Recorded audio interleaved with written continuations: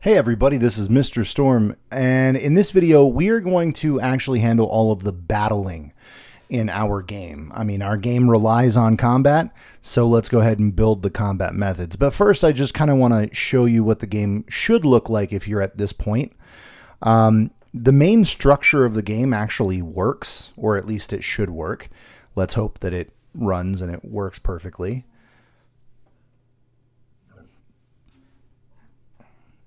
It's down here. Okay. So, Age of the Evil Emperor, an adventure game by Mr. Storm. Hit enter. What is your name? My name is Brog. Sure, that's my name. Story, and then it gives me the first part of the story. Hit or enter anything to continue. Then I get to choose a trait. I'll choose strength. Okay, and then it gives me the Act 1 intro. So I have 0 XP out of 5. Do I want to continue on my journey? Character info or exit game? Let's see what the character info screen looks like. So I have 100 out of 100 HP, 0 gold, or 0 XP, 5 gold, no potions. All right, enter anything to continue. So now I can continue on my journey. This is where the game is going to actually start breaking down, because this is where we want to start doing combat, but we haven't written those combat methods. So, actually rest popped up. No, I'm not going to rest. Hit enter anything to continue. And so, yeah, it was supposed to bring up some combat so that we can gain XP, but it's not working because we haven't written those methods. So let's go ahead and do that. I'm going to go to the game logic class here, and down here in random battle. Random battle is where we're going to spawn those combat sessions. So first, let's clear the console. And then we're going to print heading. We'll say you encountered an evil creature. We can actually move this out of the way because we're not going to test this for a little while until we finish. You've encountered an evil creature. You'll have to fight it. Okay. And then we'll give it the anything to continue method, and then we want to create a new enemy with a random name. Now I'm wondering, have we created the enemy class yet? I think we did. Let's take a look. So in our enemy class we have some stuff in there, but it's not completely filled out. So let's build the enemy class first, and then we will, we'll continue on with writing that method. So the first thing I need is a way to store the player's current XP so that we can add to it whenever the enemy is defeated. So I need a variable to store the player's XP, and we'll just say int player XP. Super easy. And then inside the constructor, we need this super to have some values. Okay. So the name is the same. That's fine. But these things, the player XP and,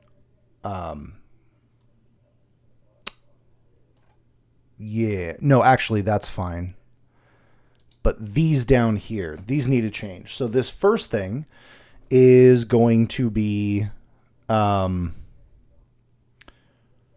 what did I have here?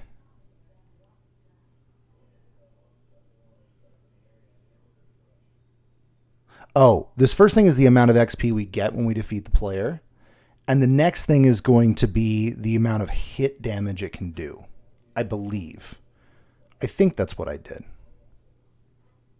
Yeah, I'm just looking at my notes. Yeah, I think that is... No, that's not. It's the amount of HP it has. So here are the formulas that we're going to use. For this one, it needs to be an integer, and it's going to be a math.random, and we're going to multiply that by the player XP plus player XP divided by 3 plus 5. Okay, so what that's doing is that's going to take their XP and kind of normalize it a bit so that they get some XP, but not a ton more than they already have. And then here, this is going to be the monster's HP. So again, this is going to be an integer. Math dot random. And it's going to be multiplied by player XP, because we want everything to be based on how much XP the player has, because we don't want to throw anything at it that's at the player that's too, I don't know, advanced, right? And then that's going to be plus 1.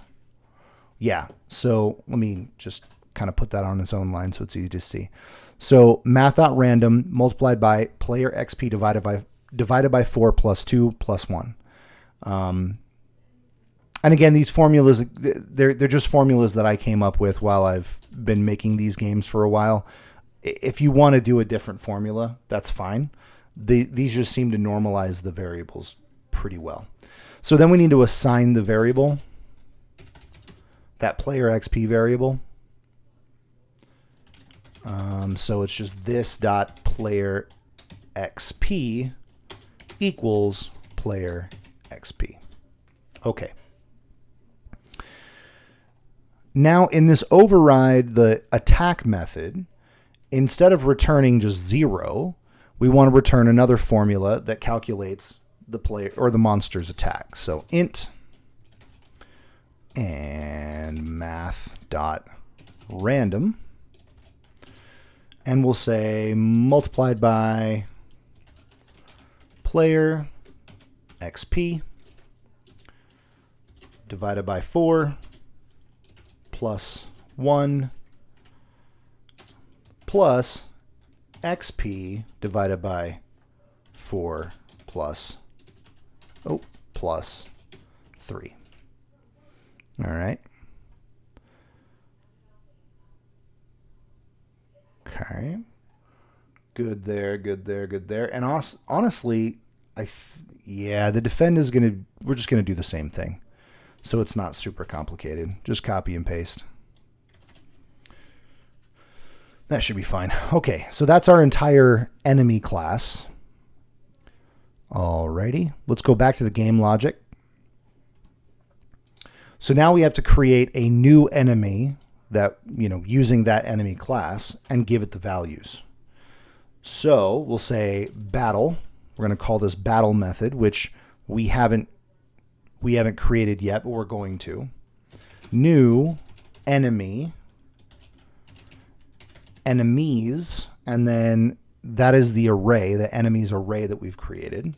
And we're going to randomize. So int and then math.random multiplied by enemies.length. So we get a random number or a random index from that enemies array.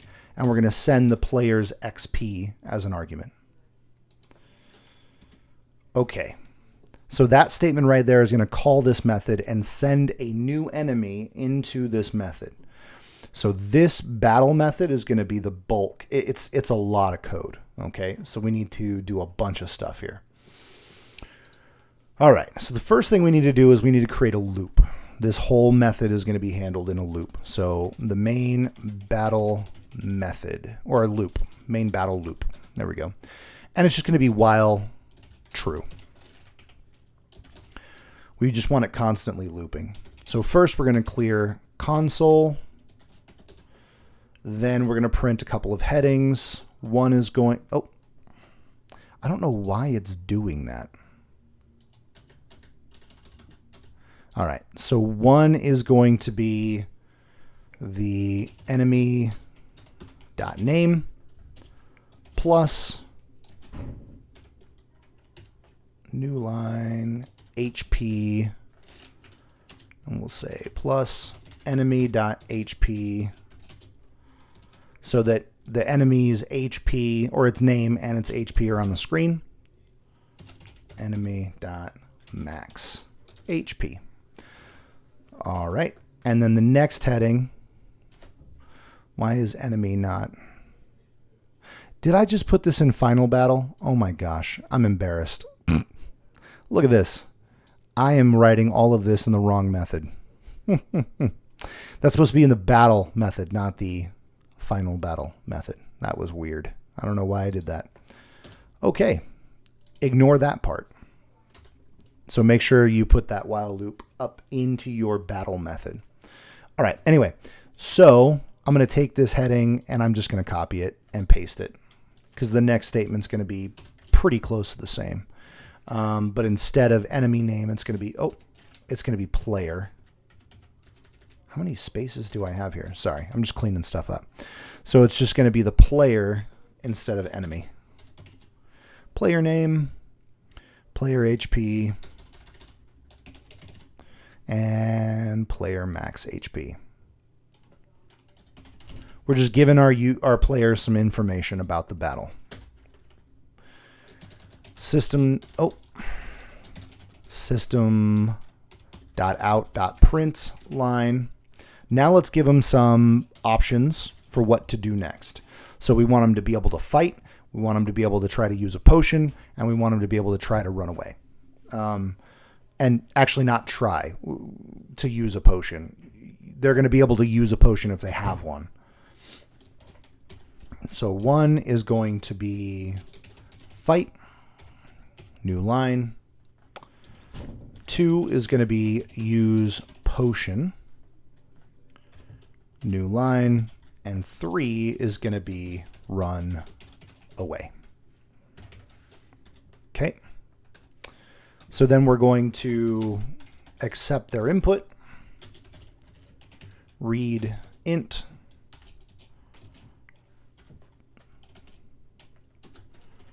and there's 3 possible options. Okay. So now we need to react accordingly to that player's input. So react accordingly to player input. All right, so if input equals 1, that's the fight. Okay.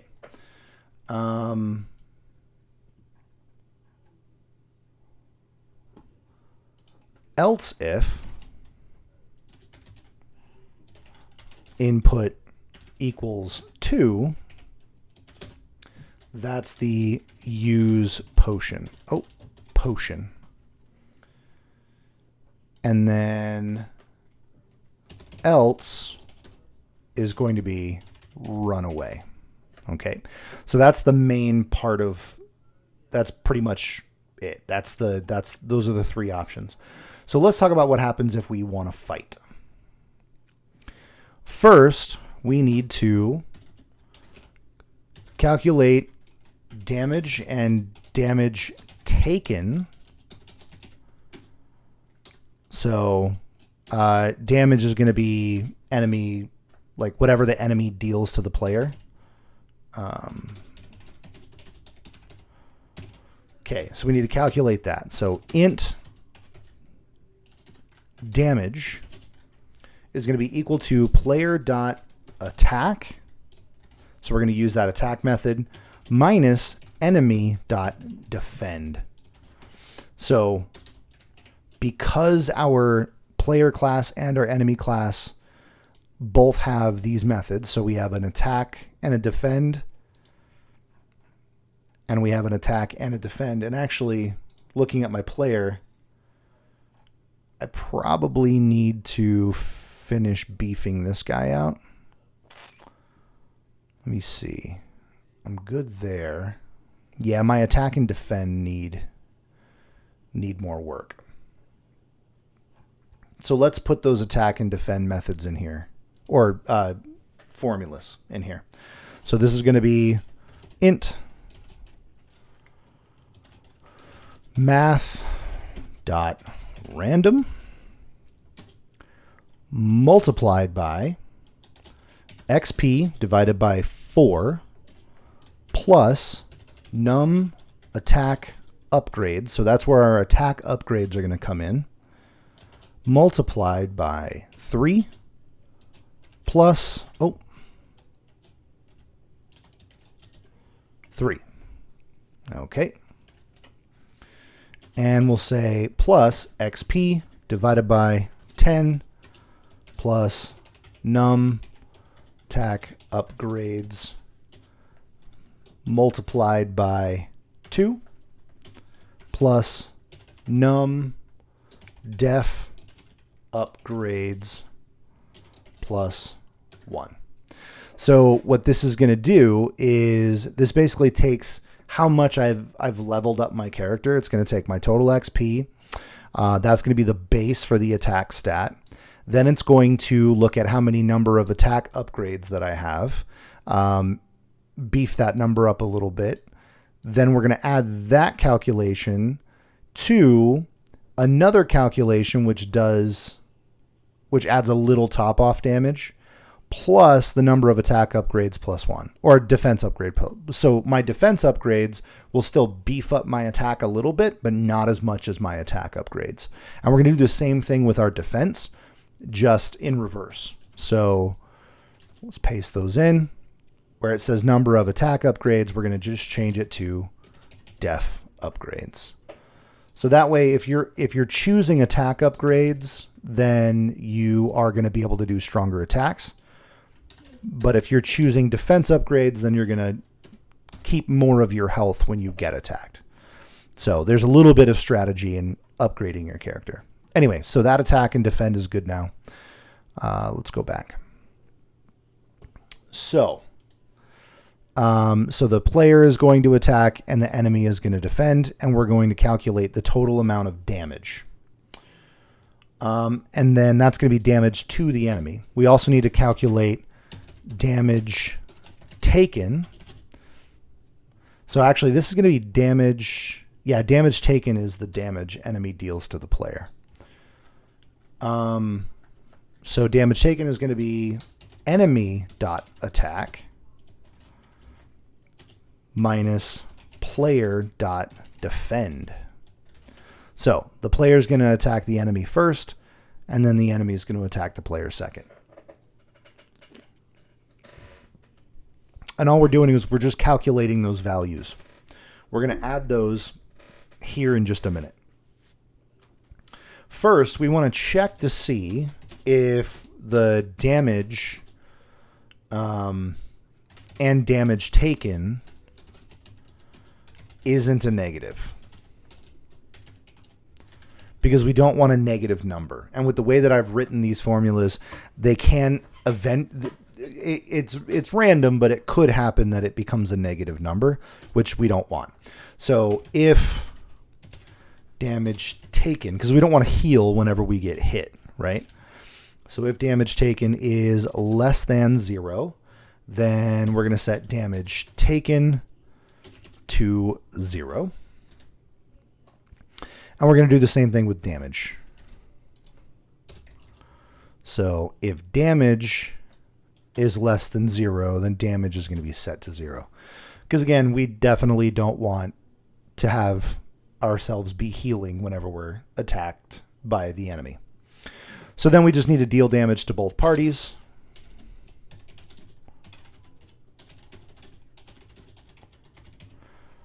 So player.hp minus equals. Wait a second. Did I reverse that?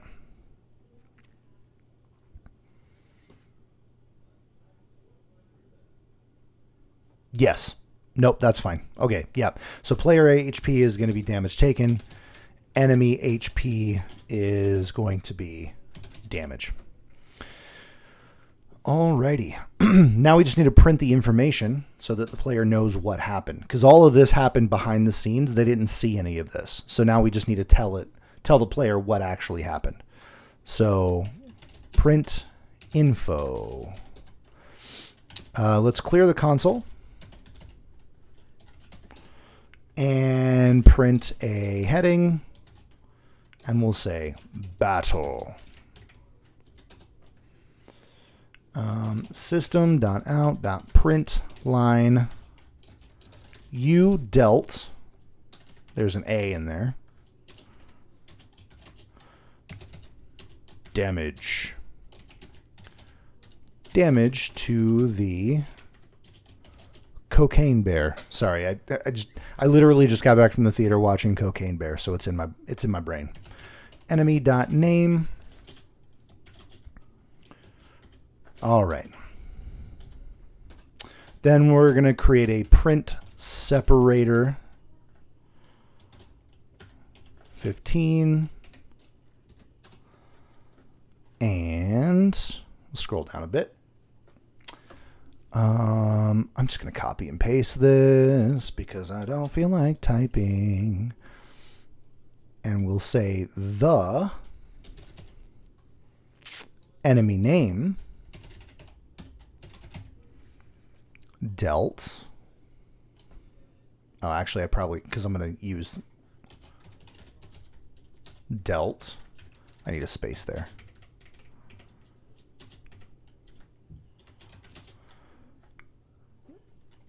Damage taken.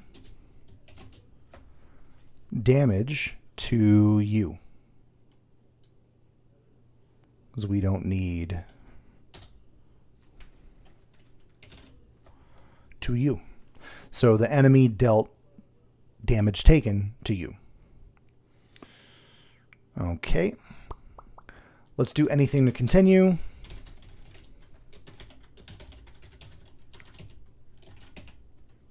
Okay. Now we need to check to see if the player is still alive. Oh, I spelled continue wrong.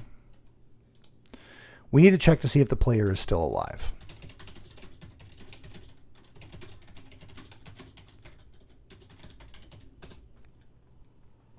So if player.hp is less than or equal to 0, then player died. We're going to write that player died method later. And we'll break.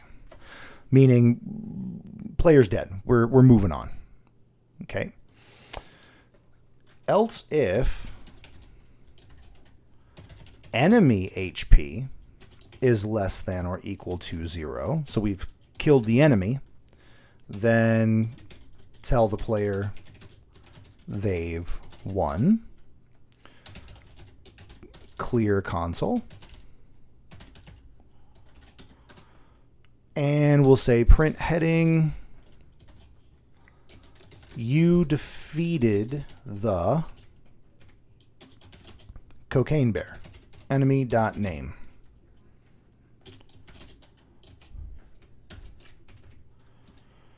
All right. We're going to increase the player's XP. So player.xp plus equals, plus equals enemy.xp. So the enemy has an XP value. We're going to increase the player's XP by that enemy XP and then tell the player they've earned that much XP. So system.out.println. All right. You earned enemy XP plus XP. Congratulations. Okay. I forgot a T in my print line. All right. So now we need to handle random drops. So these random drops are going to be basically rests and gold. So we want to drop gold when we defeat enemies. And we also want to drop rests randomly. So the amount of gold and whether or not we drop a rest is going to be random. Random drops. So first we're going to determine if we're going to drop a rest. So this is going to be a Boolean because it's a true or false. Boolean add rest. And it's going to set equal to a random value. So math dot math.random multiplied by 5 plus 1. So if that value is less than or equal to 2.25. This is going to give us a roughly anywhere from like a 1 point or a 15% to a 30-ish% chance of dropping a rest. All right, int gold earned. So we're going to calculate how much gold you just got off of this corpse. Math.random. You can tell that I use a lot of randoms because it makes the game more interesting. And I use a lot of complicated looking formulas just to, you know, again, it's just a lot of playing around with math, seeing what feels good. I've tested this game a lot. And it's by no means perfect. You probably can add or, adjust things here and there and make it way better. So if add rest is true, then we're going to increase the player rests left variable by 1. And we'll say system.out.print line. You earned an additional rest. Okay, so remember, rests will allow them in between turns to randomly, it'll allow them to take a rest to try to heal up some of their HP. All right. Then let's calculate if gold earned is greater than 0, then player.gold plus equals gold earned. And then we'll just tell them how much gold they just got. System.out.print line. You collect gold earned gold from the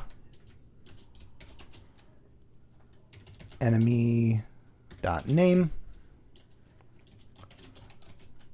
And we'll do apostrophe S. So from that enemy's corpse, because you just murdered it. And then you rifled through its pockets. All right. Then we'll say anything to continue. And we'll break. Okay. So that is our entire combat right there. That's all the things that need to happen whenever we fight an enemy. So that's all in there if we choose 1. Now, if we choose 2, we're going to use a potion. So this is actually going to be just a bit easier. All we have to do is first, let's clear our console. There we go. We'll say if player.pots is greater than 0, and we also need to check if the player's HP is less than the player's max HP, because we don't want our player being able to take a potion if they're already fully healed. So then we'll say print heading. Do you want to drink the potion? And we're going to give them player.pots. We're going to tell them how many potions they have left. Okay. So input equals read int. Hopefully you can see by now why we created that read int or a method. It's really helping out a lot. Anytime we need to take input from our user, it's really helpful. I wish my error would go away.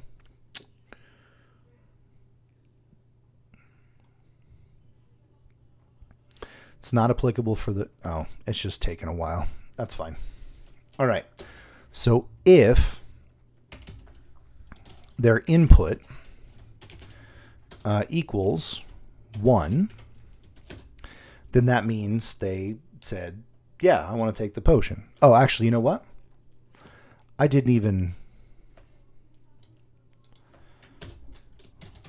need to basically give them the option. So system.out.println 1 is yes. New line. 2 is no, maybe later.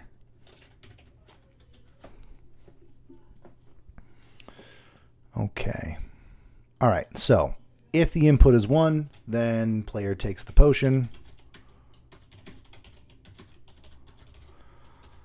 So to do that, we'll just say player.hp equals player.maxhp. So they fill up their health all the way.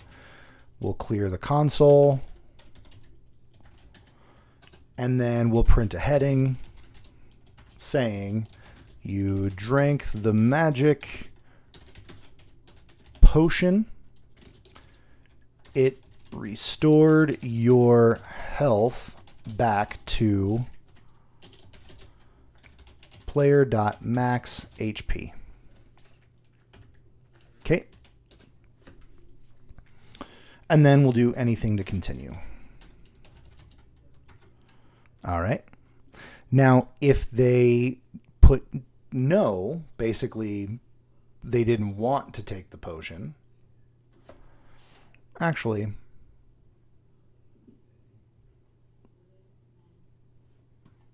we don't want that there. We want that.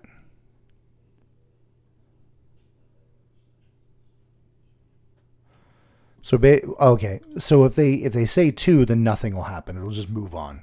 So that's fine. That's okay. We're good with that. Here, though, we have this if statement. If we're checking to see if they have enough potions or if they're at max HP. And if they don't have the requirements they need, then we want to say else. Basically, the player cannot take potion. So let's print a heading saying you don't have any potions or you are at full health. Basically just tell them, hey, you can't take the potion right now. Anything to continue. And I spelled continue wrong. All right, there we go. Okay, so that's taking potions. I guess up here I could do like an else, basically saying, hey, okay, cool. I guess you won't take the potion then. But that's fine. We don't need to do that. Let's do, okay, so our running away. We need to calculate a roughly 35% chance of running away so that there's a good chance that 35%, right? If you really think you're going to die and you just need to get away, then yeah, let's just give it a roughly 35%. So first we want to make sure, so let's clear the console first. First, we want to make sure that they're not in the final act, because if they are, we don't want them to be able to run away, right? Because they're fighting the final boss. So check that they are not in the final act. So if act does not equal 4, then we'll say this is where we're going to calculate the 35%. So if math.random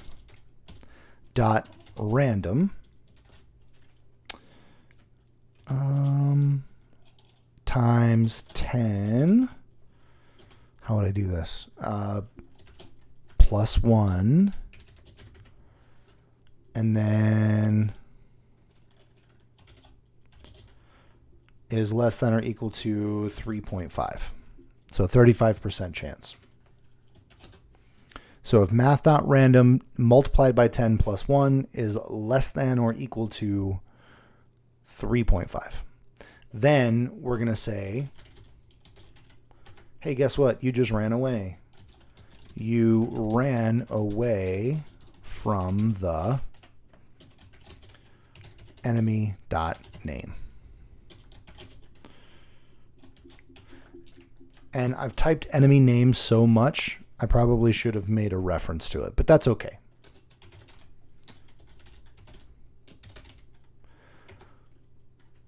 And then we'll break. Meaning, you know, we ran away successfully, we'll break out of the loop. Okay. Now what happens if they didn't run away? Well, else print heading,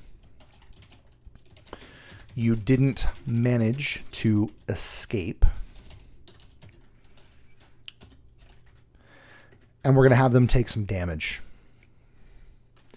So we'll say int damage taken equals enemy attack. And then we'll just say system.out.println in your rush to escape, you took a certain amount of damage.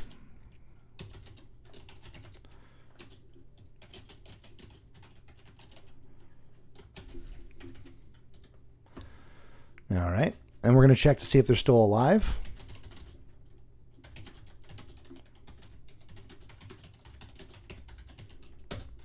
So if player.hp is less than or equal to 0, then player died. Okay.